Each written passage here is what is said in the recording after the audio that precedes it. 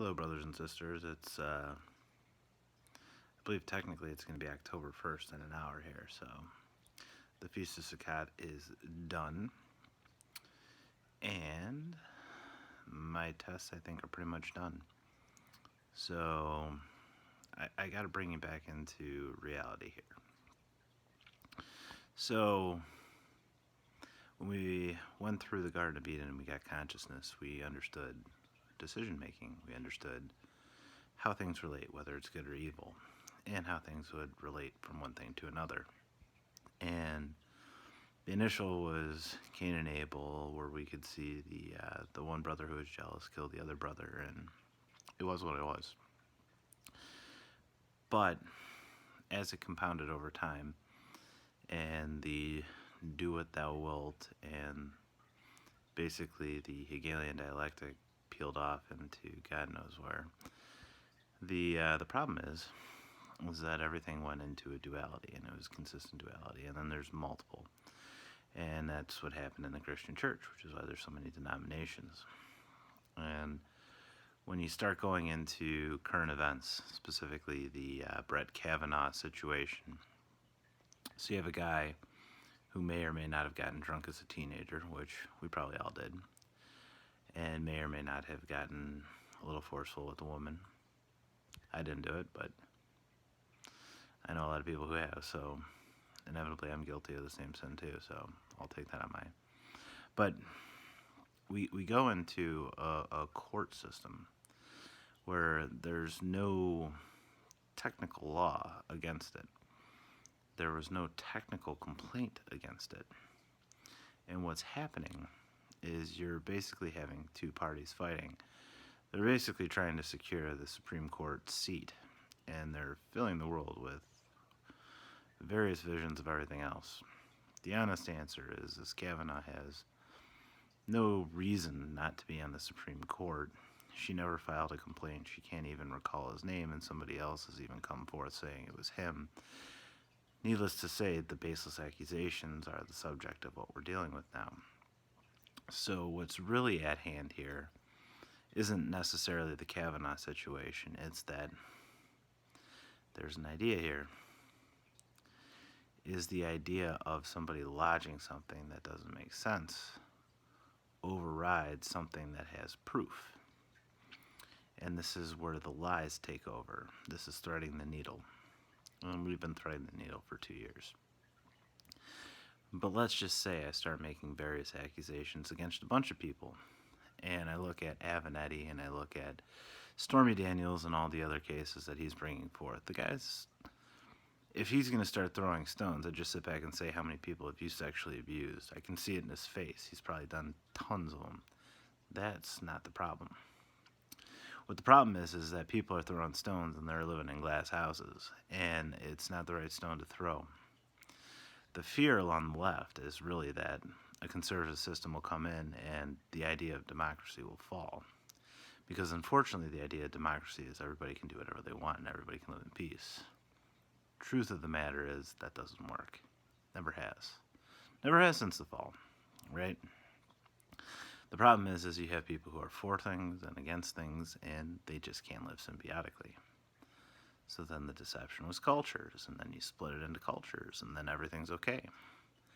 And the cultures that were okay were the ones that were tribalistic and ritualistic, and they didn't question the things above them. But the ones who questioned couldn't get along.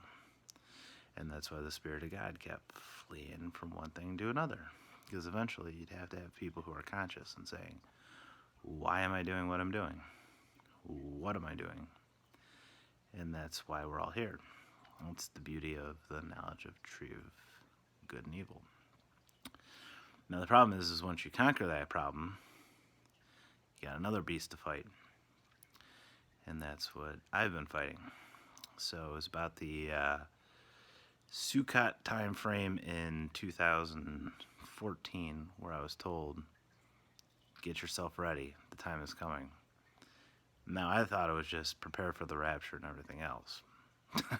I was naive. No. God wanted me tested further.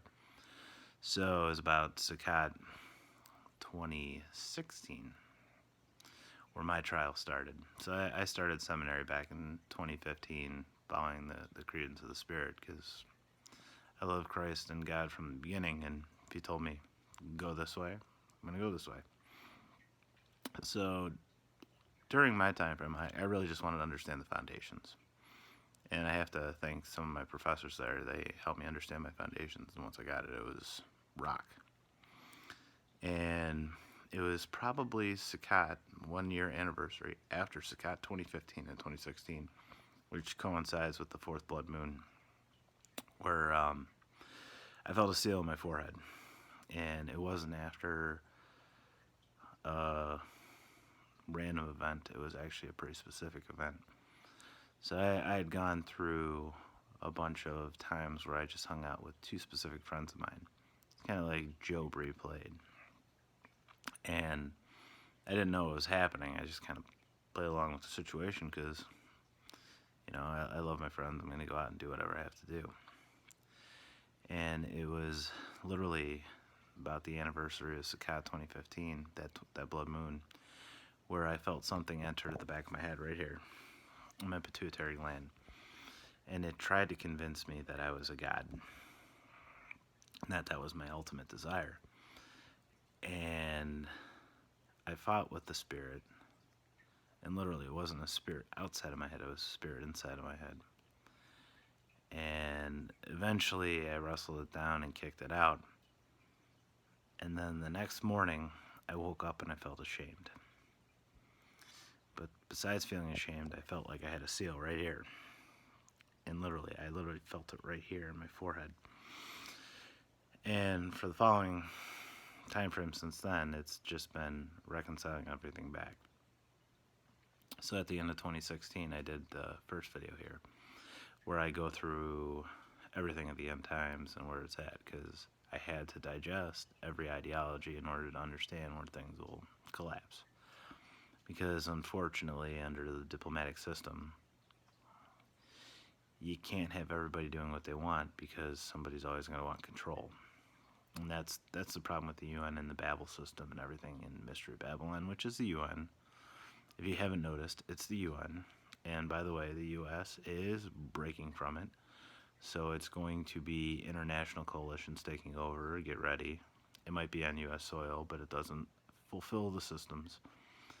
It's interesting. I've always heard people say, well, it's Rome. Nah, Rome's got their own problems with pedophilia and bad priests and everything else. They're not going to take control. And technically, they sublease the Arabs in that nation, kind of Palestine. And yeah, it doesn't work. But the Roman system of democracy isn't going to work. It never has, never will. At least not in this conditions. The Matrix conditions might. But that would also entail you'd have a Neo and all this other stuff, which amongst the unrighteous, I don't know if you can't have a Neo. It just wouldn't work. But that's higher thoughts for a different day. But where I'm trying to drive you to is getting back to what I've learned. And I've had a series of dreams.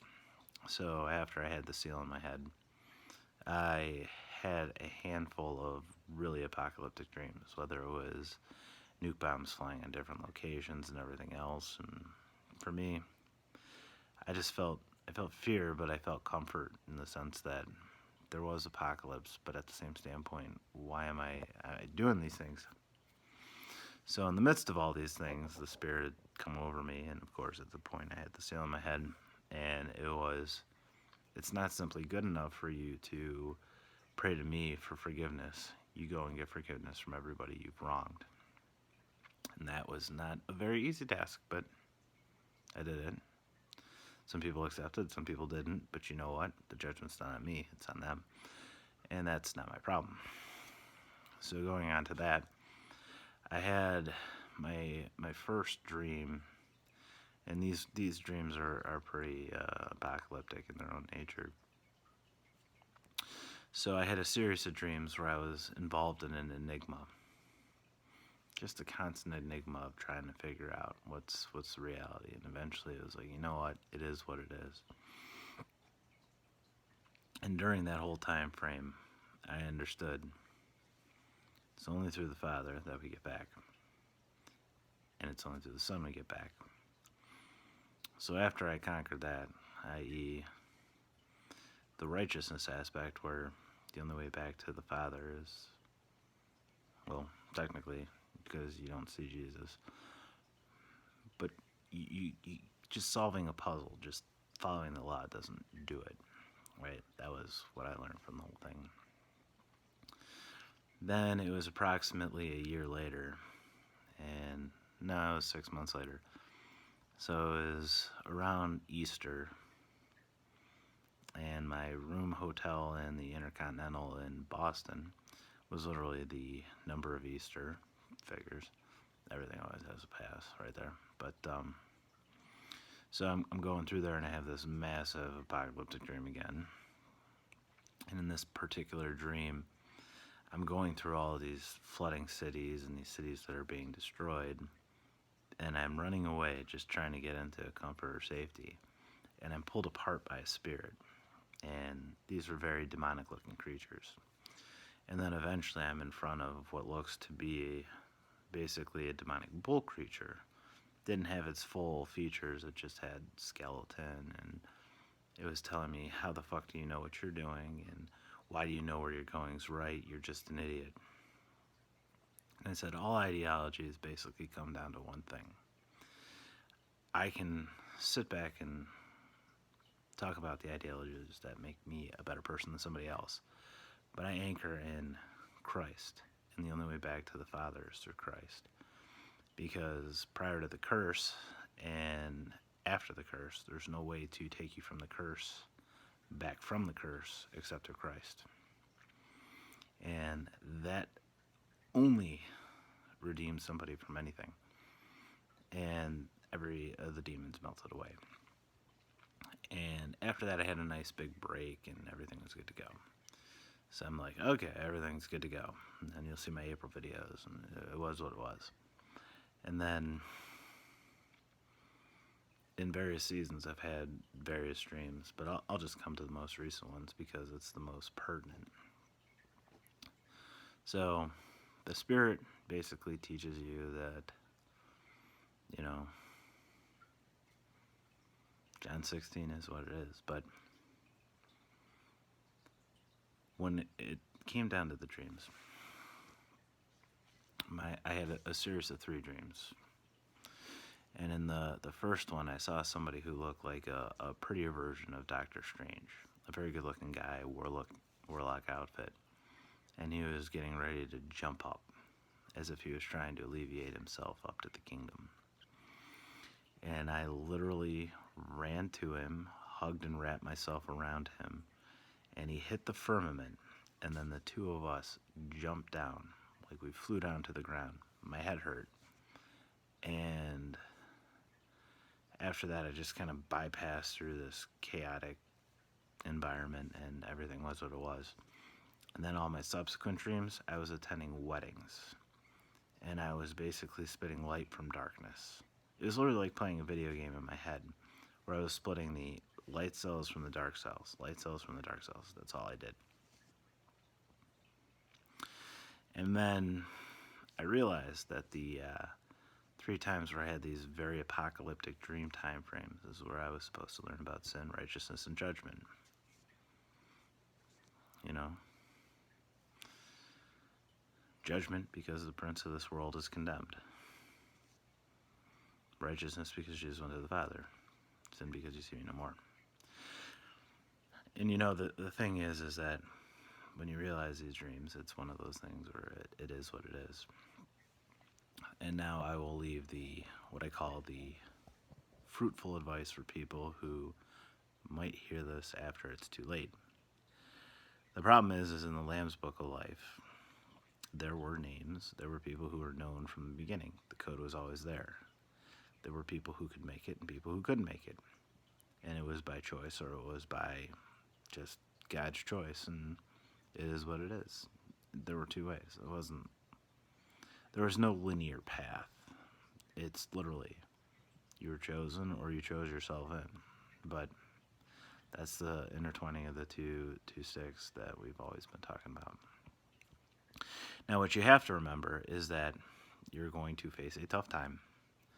Because if you watch this after the fact, and this is going to the Christians specifically, if you were condemning people and judging people and leading everybody into a doctrine of damnation, which Seventh-day Adventists, you're there. Anybody who thinks that there were no rapture, anybody who thinks that God wanted his judgment on everybody because he judged Christ, you missed the whole message. Paul understood it fully. You obviously didn't understand it. And there's nothing I can do to change your heart. But what there is I can sit back and tell you, you're going to have to pay with blood. You either get beheaded, you go to the great wine press, or you go to Jesus' seat of judgment at the second return. Because he's not going to give everybody free reign at that point. He's going to see the light in the darkness from what it is. So for people who are sitting there, remember when this time hits and the whole system's set up, I'm telling you, the needle is threaded. The Muslim nations, Russia, and everybody else are going to aggress. It's going to start at Syria. It's going to start going through Jerusalem. It's going to go everywhere. And Israelites are going to sit back, and there are going to be two camps. There are going to be the true Jews who sit back and say, God's going to take care of us in Jerusalem, and we will figure a way out. And they are going to side with 144,000 that are sealed, as I was. And Satan couldn't break me, so Satan's not going to break them. And there's 144,000 of them versus one of me, so that power is going to be a hell of a lot stronger, which is awesome. But going away from that, getting into the whole message, you have to remember that Islam brings the other ideology, the fact that the Antichrist kingdom is going to take victory. And they have their whole Antichrist. They consider Christ a prophet. They don't consider him God's son. So they're going to say the prophet took away the bad people, which is us, and they are going to come for conquering. And it's going to seem like they are the justified people to take over the earth and lead a one-world government. Except that all these dipshits who are following the Me Too and all these democratic movements don't realize you're going to be wearing a hijab. You are going to be subject to the most amount of judgment you've ever dealt with, because you lived unrighteously. Satan wanted to be like God. He didn't want to live like Wiccans or Warcraft agents or all that other stuff. He realized that failed after God slammed him during the flood. So, easy to say, the elite can take over. The answer is the elite won't take over. The elite are judged. And Satan doesn't want them either. Think about it. If I have 2 billion fucking worshipers who will do whatever I say at my behest, that turn their back on God and do whatever I say, include kissing an idol at the Kaaba, why would I want a group of 150 to 1,000 elitists who control all the money in the world? You guys just screwed yourself. But needless to say, that's not my thing. I'm ready to jump out of this. I'm ready to be with the Father and the Son, and I've made my sins in my time frame. At the same standpoint, I recognize them, I've corrected them, and at the same standpoint, I want to see your glory too. So, this is for you, not for me. I've given you more than I wanted to give you, but I know that the trumpets are about to blow, so God bless you. Find your way back home to Christ. Stop doubting, because at one point, you're not going to have a choice. You're going to have to pick your side. Do you want to serve God or Satan? That's it. Amen.